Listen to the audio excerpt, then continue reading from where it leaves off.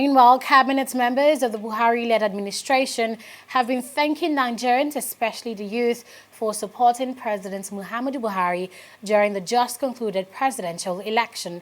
Speaking to journalists in Abuja, Minister of Power, Works and Housing, Babatunde Fashola, and the Secretary General to the Government of the Federation, Boss Mustapha, promised that the government will not rest on its oars. It's expressed by the Honorable Minister of Power, Works and Housing.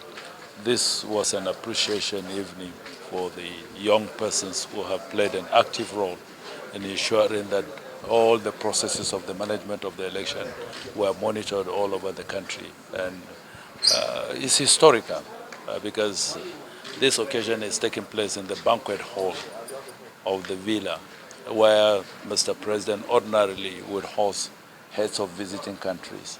So the impression that it leaves out there with them is that the future is bright, the future is theirs, and they can as well aspire to the leadership of this country by this singular act of hosting them this evening. Looking into the future, Mr. President is very, very clear about the things that he will want to see.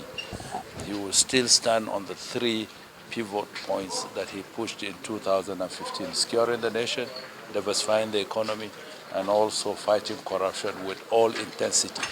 And there will be inclusiveness all over the place. And like I said this afternoon, that this is one government that has really invested in social infrastructure by inclusiveness, by bringing in people who are below the poverty level up, out, and out of poverty. There are so many things that we're looking forward to in the future. I think it went well. The young men and women were very, very delighted to be here, and Mr. President also expressed his delight to have and to host them in the villa and to say thank you to them. And I think it's a fitting close, really, to the presidential campaign for the president to look back and to recall that the way to victory was littered with the sacrifice of so many young people, and to appropriately call them to this place